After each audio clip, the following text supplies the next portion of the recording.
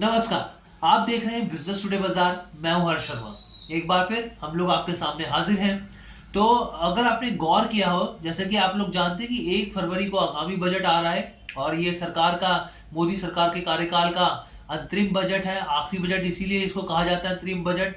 और जैसे जैसे तारीख नजदीक आती जा रही है, रेलवे स्टॉक्स में अच्छी खासी तेजी देखने को मिल रही है। अब स्टॉक्स के, आप इनके जो रेलवे स्टॉक्स के कुछ स्टॉक्स को आप देखें, चाहे वो IRCTC हो, IRFC हो, RVNL हो, जुपिटर वैगन हो, तमाम ऐसे काउंटर हैं जिन्होंने 52 वीक हाई के लेवल को टच किया है। और अगर आप इनके एक महीने का भी रिटर्न देखें तो बहुत ही शानदार रहा है। कि जैसा कि आपको याद हो, 2023 में जब बजट आया था तो मोदी सरकार ने 2.40 लाख करोड़, 2.40 लाख करोड़ का बजट रेलवे के लिए आवंटित किया था।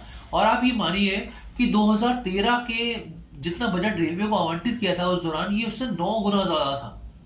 अब ऐसे में कयास लगाए जा रहे हैं कि जो बजट अब जो आने वाला है, इसमें करीब करीब बताया, इस तरह की उम्मीद जताई जा रही है कि मोदी सरकार बहुत अच्छा, जो मार्केट एक्सपर्ट्स कह रहे हैं कि बहुत अच्छा खासा इन्वेस्टमेंट कर सकते हैं। तो इस पर भी हम लोग चर्चा करेंगे भाई कि क्या क्या चीज़ें हो सकती हैं। लेकिन अगर मैं आपको सबसे पहले IRCTC की बात करूं, तो IRCTC का जो मार्केट कैप है करीब 76,000 करोड़ रुपए का है। अगर आप इसके PE को देखें तो 71 है। ROE की बात करें तो 37% है। एक महीने का जो इसका रिटर्न दिया है, इसने 20% दिया है। वही 6 महीने की बात करें तो 50% से ज्यादा का रिटर्न दे चुका है IRCTC, Indian railway catering and tourism corporation. यहाँ पर IRCTC की बात हो गई। मैं ये वो काउंटर्स बता रहा हूँ जिनमें बहुत अच्छी तेजी देखने को मिल रही है और इन्होंने 52 वीक हाई के लेवल को टच किया है। IRFC की बात करें, इंडियन रेलवे फाइनेंस कॉर्पोरेशन की, जो फाइनेंस करती है, उसकी स्थिति बात करें, PE 24 है। यहाँ पर ROE करीब 14.5% है। एक महीने में 22% का रिटर्न दिया है। वहीं 6 महीने की बात करें तो बहुत ही शानदार रिटर्न रहा है, 248% का रिटर्न रहा है। इरकॉन की बात करें तो इसका मार्केट कैप भी करीब 18 लाख करोड़ का इसका मार्केट कैप है। PE 20 है। एक महीने का 13% का रिटर्न है। वहीं 6 महीने की बात करें तो 142% का रिटर्न दिया है।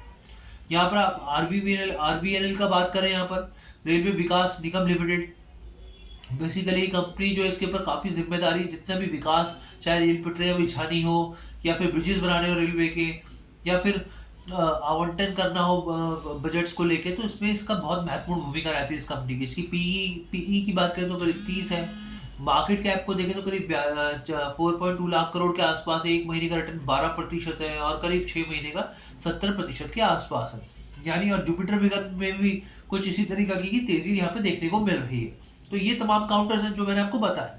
अब हम चर्चा करते हैं भाई इसके पीछे की तेजी के कौन कौन से फैक्टर्स और आगे कौन कौन सी चीजें हैं जो मार्केट एक्सपर्ट से मैंने बात की। तो मार्केट एक्सपर्ट्स का कहना है साफ तौर पे कि आने वाले दिनों में करीब 7 लाख करोड़ का इस तरह की उम्मीद जताई जा रही है कि इंफ्रा पे, जैसे सरकार ने ऐलान किया कि इसमें ऐलान किया जा सकता है और बड़े लेवल का किया जा सकता है। पिछले साल जो किया था करीब वो 2.4 लाख करोड़ का किया था, और इस बार उम्मीद की जा रही है कि मोदी सरकार बहुत ज्यादा बड़ा ऐलान कर सकती है रेलवे को लेकर। क्यों कर सकती है, आइए इस चीजों को भी समझते हैं।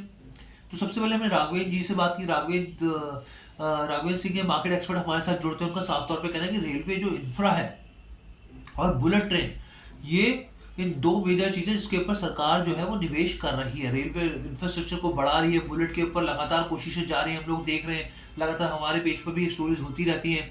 और उसके बाद उनका साफ तौर पे कहना है कि अगर मोदी सरकार, ये जो 2024 में इलेक्शन अगर वो आती है, तो रेलवे के लिए माइलस्टोन साबित हो सकता है, क्योंकि सरकार जो है रेलवे इंफ्रास्ट्रक्चर पे अच्छा खासा इन्वेस्टमेंट करेगी। यहाँ पे रेलवे की ऑर्डर बुक उन्होंने कहा बहुत ही शानदार है और इससे बैलेंस शीट भी लगातार सुधर रही है। उन्होंने साफ तौर पे कहा IRCTC और बेसिकली IRFC जो है, उन्होंने करीब लंबे टाइम के बाद एक ब्रेकआउट दिया और स्टॉक्स में शानदार तेजी और चार्ट्स में भी बहुत अच्छा दिख रहे हैं। ये उनका कहना है राघवेंद्र सिंह जी का। यहाँ पर अब मार्केट एक्सपर्ट का ये भी कहना है यहाँ पर कि Q3 के नंबर्स भी काफी अच्छे हो सकते हैं। जो जिन कंपनी मैंने बताई उनमें से कुछ कंपनी ऐसी जिन्होंने क्वार्टर वाइज बहुत अच्छा रिजल्ट्स रहे हैं, बहुत शानदार रिजल्ट्स रहे हैं और कंपनी की ऑर्डर बुक भी बहुत अच्छी है यहाँ पर। अब इसके अलावा देखिए और भी बहुत सारे फैक्टर्स हैं, जैसे कि आपको याद होगा इंडिया मिडल ईस्ट यूरोप, जो बेसिकली इकोनॉमिक कॉरिडोर है, इसका ऐलान किया गया। और जब इसका ऐलान किया गया तो ये जिम्मेदारी किस पे आएगी, साफ तौर पर रेलवे पर आएगी। और रेलवे इस पूरे प्रोजेक्ट के लिए बहुत अहम भूमिका निभा सकता है। रेलवे पे बहुत बड़ी जिम्मेदारी होगी और इसका फायदा साफ तौर पर रेलवे स्टॉक्स पे मिलेगा ही मिलेगा, चाहे वो कोई भी कंपनी हो रेलवे की, क्योंकि हर एक कंपनी एक दूसरे से जुड़ी हुई, एक दूसरे की मदद करती है साफ तौर पर।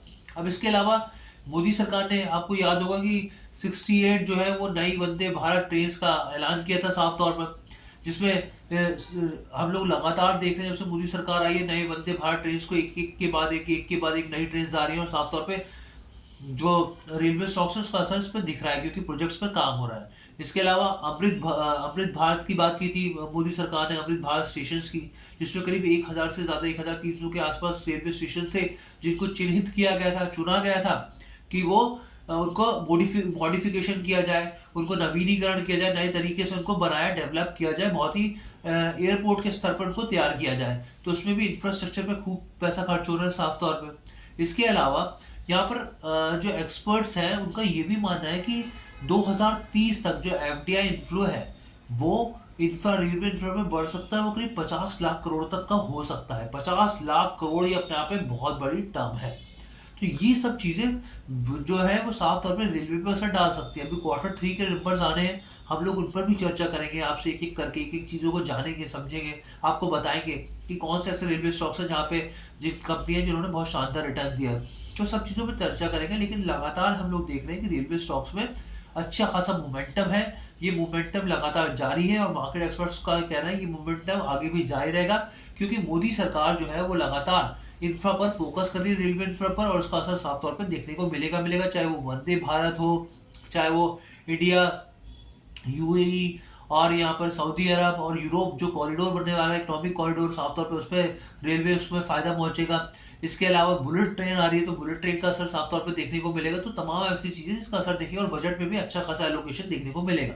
तो ये ओवरऑल खबर थी। कैसी लगी आपको वीडियो, कमेंट करके ज़रूर बताइएगा। बिजनेस टुडे बाजार के साथ जुड़ने के लिए आपका बहुत बहुत धन्यवाद।